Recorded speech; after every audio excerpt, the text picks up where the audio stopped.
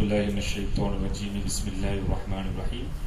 تو ہم پڑھ رہے تھے حروف تہجی کے مخارج.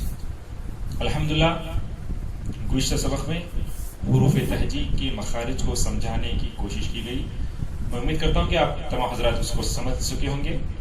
اب میں وہی حروف تہجی کے مخارج کو ایک ترتیب سے لکھا ہوں.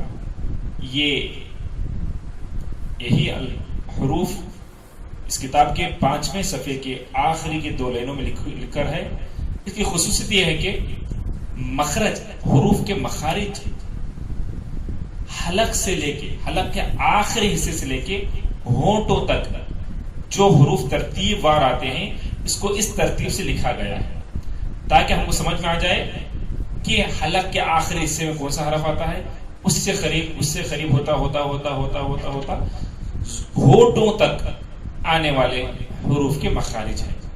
آئیے ہم سب مل کر پڑھیں گے. تو حضرات تیار ہو جائیں. حمزہ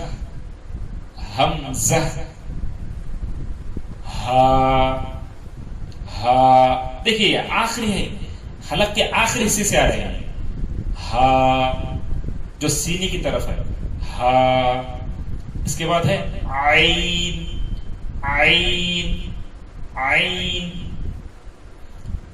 ہا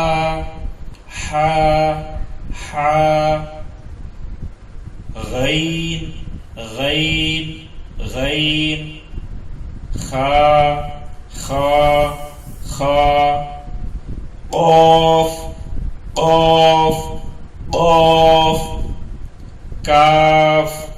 قاف کاف جیم. دیکھیے آہستہ آہستہ ہمارے مخرج یعنی آواز نکلنے کی جگہ تھوڑا قریب ہوتی جا رہی ہے. شین یا ضاد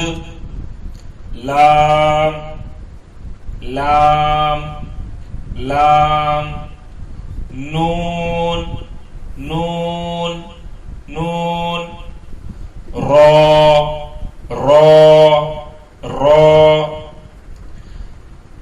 طا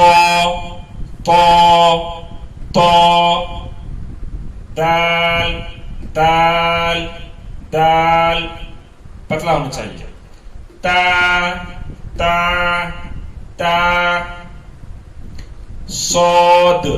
صاد زا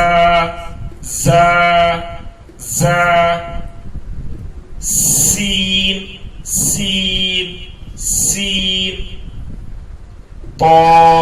طا غال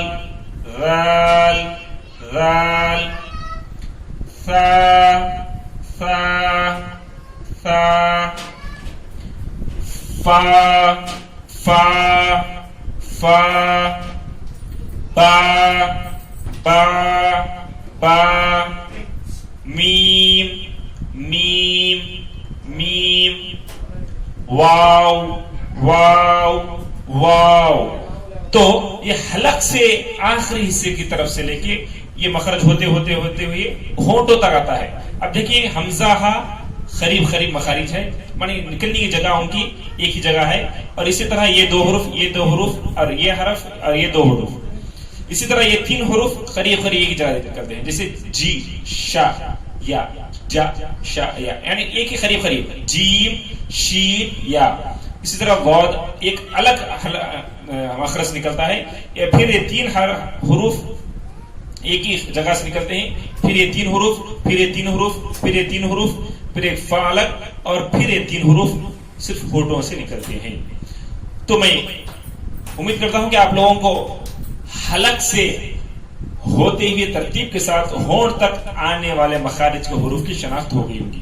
اب ہم قریب المخارج مانے ایک دم قریب مخرج, ان کی آواز ایک دم قریب ہوتی ہے, اس میں فرق کرنا ہوتا ہے. انشاءاللہ وہ پڑھیں گے.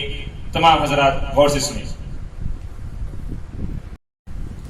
تو یہ قریب المخارج حروف یعنی ان کے مخرج ایک دم قریب قریب ہوتا ہے. ان دونوں میں فرق کرنا بہت ضروری ہے. کئی طلبہ اس میں فرق نہ کرنے کی وجہ سے دونوں کی آوازیں ایک ہی نکالتے ہیں.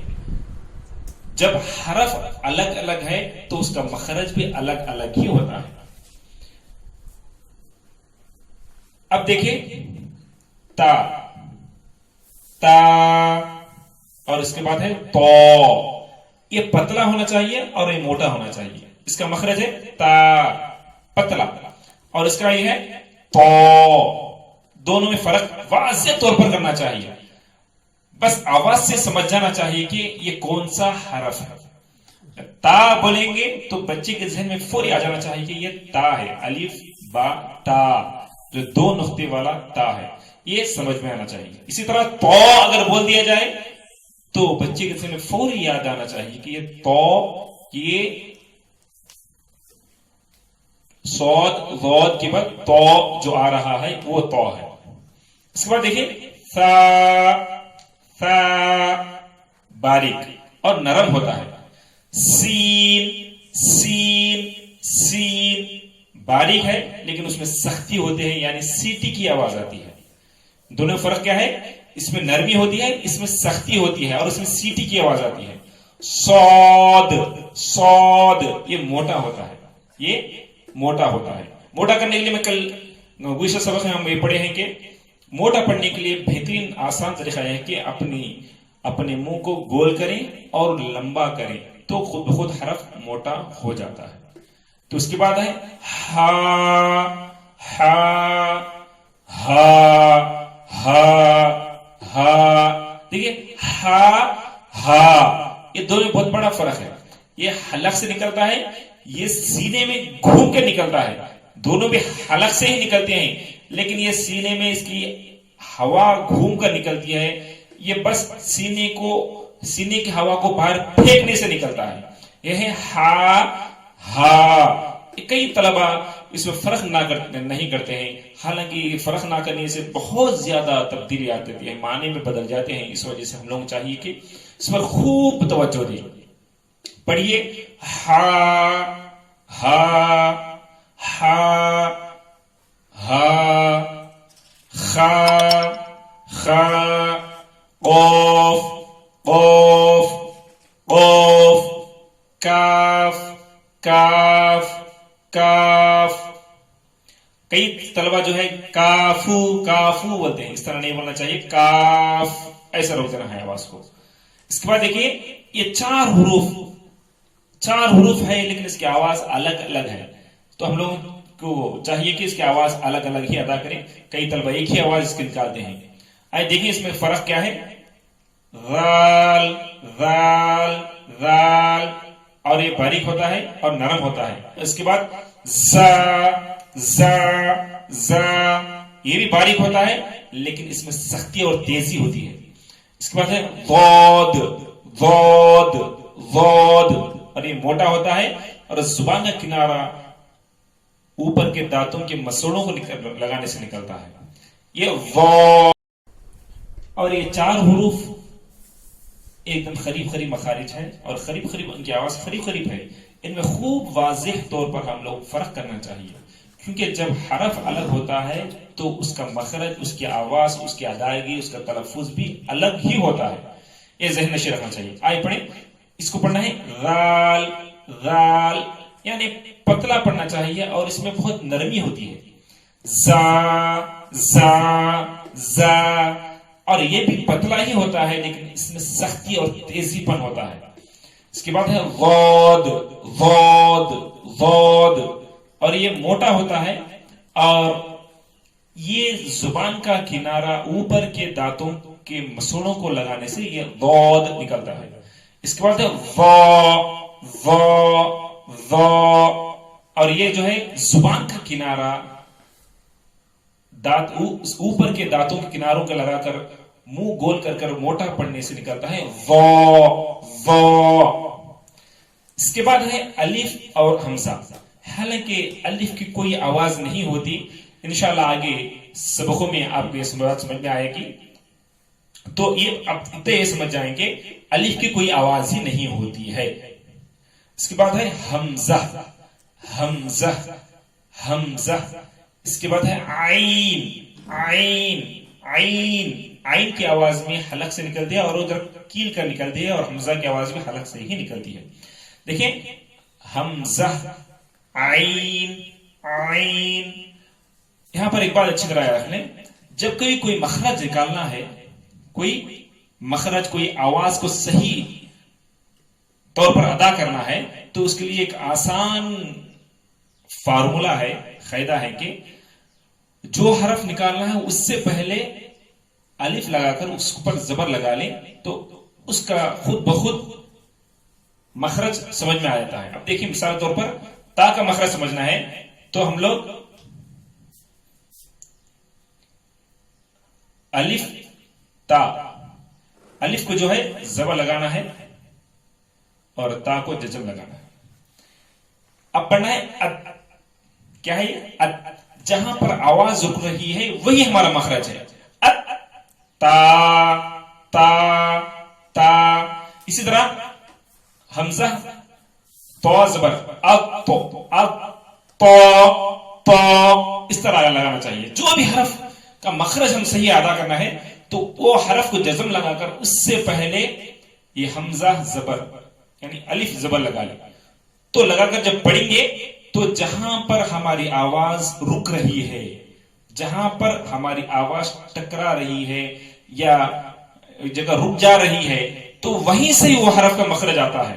اسی طرح دیکھیں حمزہ خا زبر اخ خا اخ خا.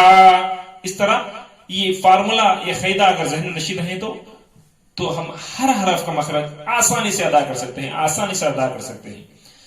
اور اس کے بعد یہ ہمارا پہلا قاعدہ یعنی حروف تہجی کا پہلا قاعدہ ختم ہوا ہے. یہاں پر تو حضرات کتاب میں پورے حروف تہجی کے قاعدے کو, پورے حروف کی شناخت کو, حروف کی آوازوں کو نکالیں اور بیان پڑھتے رہیں.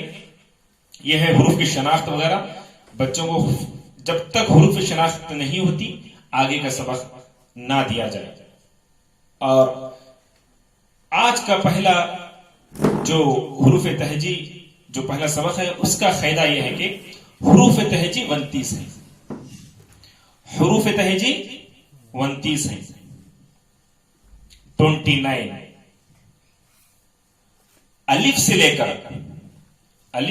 کر یا تک کے حروفوں کو,